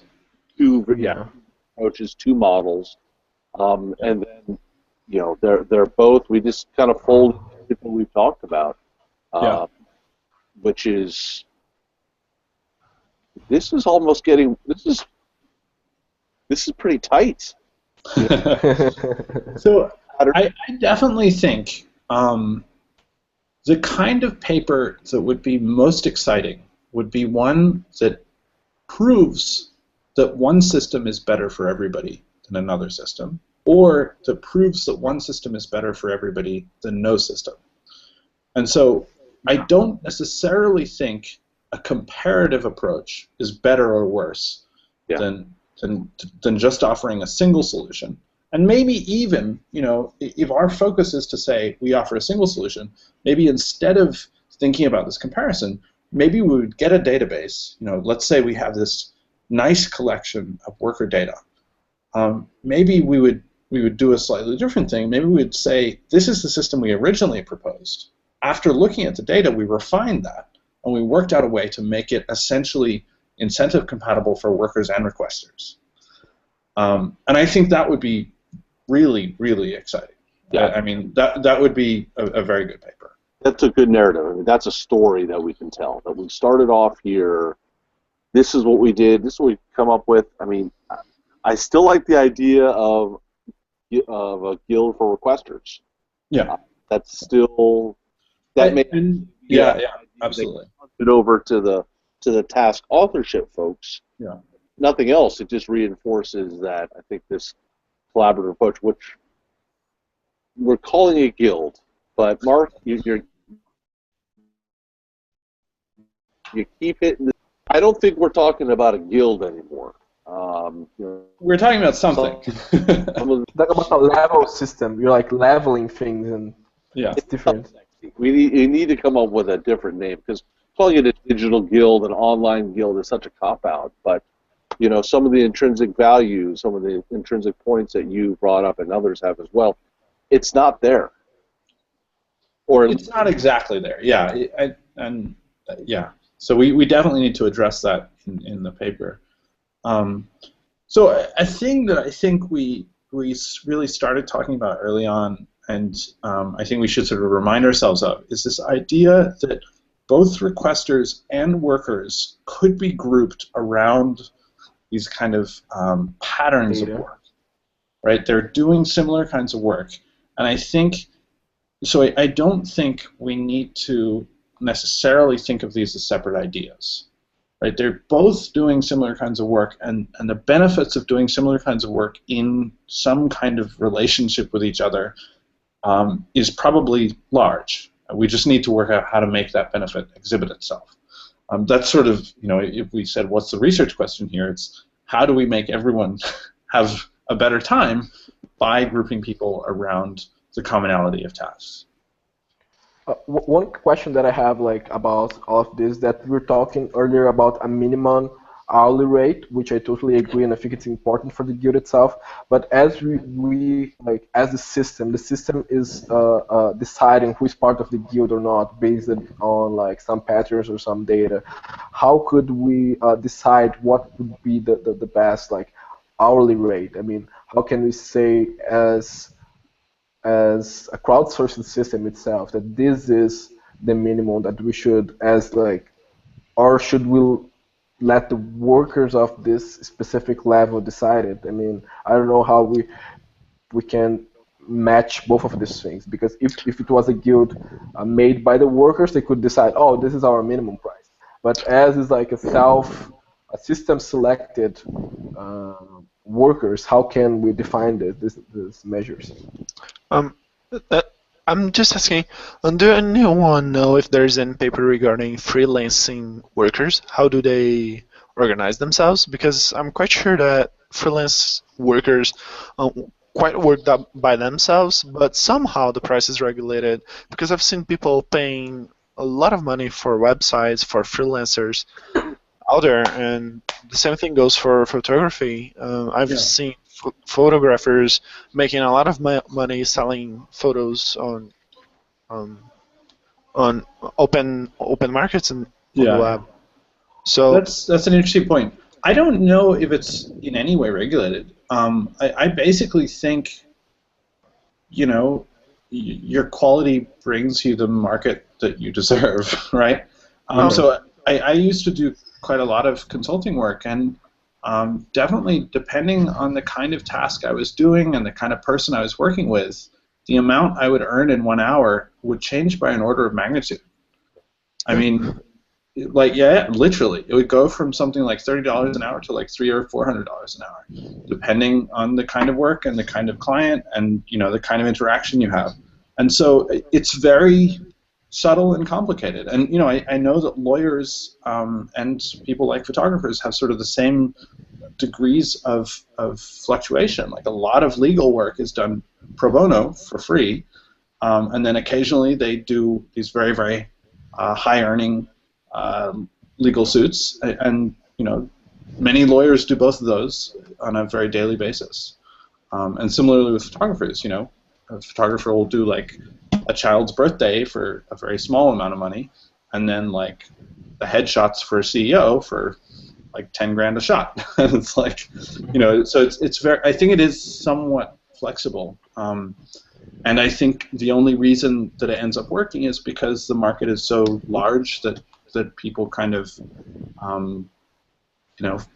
fall somewhere on that spectrum, and people agree around that. So we would let the guilds have flexible prices too? Like all the guilds would just be as normal workers, or I'm not I sure. mean, this is a this would be very complicated to like decide. I mean, Or we can keep it simple. I mean, I think at this point, let's keep it simple. There's going to be more than enough complication. Just keeping it simple. But I think I think some of the internal challenges are going to be you have a worker here that's going to charge or would normally make $8 an hour. Over here it's 80 cents an hour. How do you balance that out in the grand scheme? I think So, we had some really good ideas when we talked about almost having a trust or having come into one location to get out, and then there's some other forms of remuneration. so I think that's an interesting problem, but I think a part of how to deal with that problem, well, no, sorry, not a way to deal with the problem, but a way to move forward with research without dealing with that problem is just to isolate the first sort of guild study in a single common price market. Yeah. So, let's say that everyone in our guild or in our initial studies of guilds is pretty happy earning a similar amount of money. Because I think if we start dealing with that, environmental differences, like a worker in China and a worker in the United States, presumably the same amount of money for those two types of workers will have a very different influence on their lives. I think it gets very complicated if we start trying to model that in with our guild analysis. And one would hope that we engage the model. And Yeah, I think we can engage it then I later. come up with some solutions when we're in it. We're like, boom, this is how we do it. We can't do it now, but our next iteration would be that. So the whole future work piece of our paper then would be laden with some really cool stuff. Yeah. So Teo, I think you're about to say something when I interrupted. Sorry. Oh, it's just that. Oh, sorry. Had a little trouble with the microphone icon. It's just that I brought up the photo example because I've thought of selling my photos online on marketplaces, and what I've seen happening is that somehow the previous works of a certain user would kind of predict how well a new photo would sell. Yeah. So it was not only the technical quality of the image itself. I mean, It's like the there are legacy. yeah, exactly. Somehow the clients in that marketplace knew that photo, that guy took good photos and that they could trust him, even though they themselves might not be the photographers, or I mean, probably they don't know how to discern from a very high quality photo and a just good one. So they trust that as this guy sold a lot of photos before, probably he's a very good guy. And that would play a key role in the marketplace. And what I'm thinking is maybe we could replicate that into the task system in the sense that, okay, I don't really know about image processing, but as this guild knows how to do that, and they've done that before, probably they're good. So yeah. their reputation would come in. I definitely think I've heard some of, actually, I forget the woman's name, the one who runs Turkination. Girl. Yeah. So she gave a talk at Carnegie Mellon like 6 months ago or something like that, and I saw her talking. She said something that was sort of very obvious, but like I think something that a lot of requesters never think about, which is the people you really want to get to do your work are people who've done about 3,000 tasks. Once people have done 3,000 tasks, you know they're dedicated, you know that they're managing themselves well enough to stay in the system, you know that basically everything about them is okay, right? Like they couldn't be bad. Maybe they're really good at cheating, but like they're good enough that nobody's kicked them off. So that's fine. If they're that good at cheating, it might as well be real. And so basically, she was saying like at some limit, I don't want to matter. I definitely don't want to play poker with you. It's at some level, you can just assume a certain degree of quality. And like this happens with companies and schools, right? Like Stanford is good, but we don't like check every student who comes out of Stanford to say, are you really that good? Are you really that good? No. We just assume that they're that good, right? They've earned it over, many years of being a pretty good school. Gabriel, you're going to say something. What I was going to say is that maybe like a solution for this kind of like assuming prices or like regulating this kind of things, we could use unsupervised learning model. I mean, we just like use select our variables like price or like quantity of tests and everything, and let like our own algorithm decides how we would cluster these different groups. So like instead of like making a model already with like kind of some intentions about how we want it to be spread or something like that, we could just let the model like divide itself, and by doing that we could just like simply assume some characteristics like pricing or something like that. So I mean, we would let our own system with this kind of learning like let it I don't know, it would be like a different perspective of how the workers are divided. I mean, I'll have to go now. It's around 3 a.m. here in Brazil for Theo also, but Yeah. it was it was a great discussion. I mean, I Where are think you that guys? we are from Brazil. We are from the same university. Me and Okay, Theo, okay. You're both in Brazil. Great. we know each other. We decided we got cool. on this together. Cool. Same city, same everything, probably. What city are you Yeah, in? Brasilia. Brasilia. Okay, cool. We studied the same thing. Yeah. So guys, I've got So tons of notes. We're also this is on this is Save for Posterity. Cool. I'm going to try to convert some of this into a wiki posting and have you guys just validate things. Okay.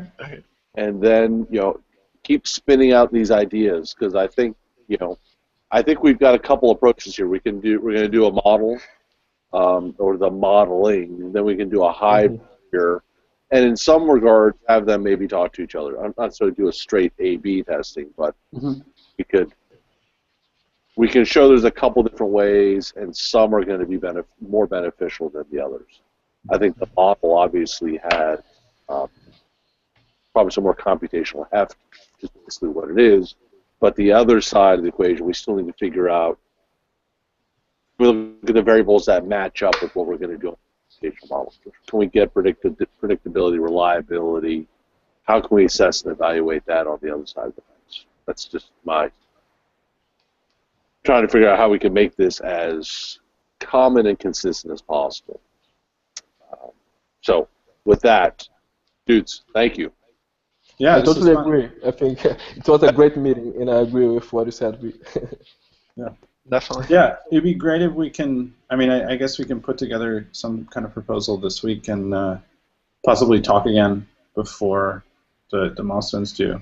So we're going to talk. I'm going to have another one of these tomorrow in the morning to capture some of the European folks, Yoni and Angela, but also Pierre. So you guys have some time. Pierre he's the online gaming guy. Okay. Oh. What time tomorrow? Or what time Eastern Standard? I'm looking at 8 or 9 in the morning. Oh shit. I can move it earlier. I can move it earlier if you like, or a little bit later if we can get on board. What works? If you can, because then the follow-up is that tomorrow this time, or more like 10 o'clock, that's when Bernstein is going to chat with us. So if you have limited time, much rather have you hang out with Bernstein at 10 o'clock tomorrow night. Okay. Well, cool. I don't know yet. Bernstein is going to talk with the OpenGov specifically, or are we going to talk with the whole? He's going to walk us through kind of everything we've done. He's going to make sure that we're on the right track, that we're really focused on the right problem, and that we are tracking towards the appropriate solution, and then make the recommendations on what sort of experimental values we should embrace, some of the literature. I mean, the man knows more than he needs to. He'll have he'll have a lot of input, a lot of we'll use this article, and really kind of push us along. So, but this is some really damn good stuff here. So, like I said, I'll do my best to get this into a wiki as quickly as possible, so we can, you guys can review, edit, audit, and maybe take some more inspiration and start modeling. Thank you. It's 10 p.m. PST or East? I'm on the Eastern Coast. Oh, okay. Oh. All right, so it'll be the same time, this same time tomorrow. Oh, okay. It'll be complicated, but I'll try. I'll send it on out. You guys just keep your eyes on the Slack. We are in the OGov channel, guys. So if you're not in there, hop on over there, and that's where we're conducting the dialogue. Okay. Cool. Cool. Guys, Cool. once again, thank you so much. Great couple hours. If you need anything, ping me. Otherwise, get some rest. Yeah, thank you. Talk to you. Thank you. Bye-bye. Have a good night. See you. Bye-bye.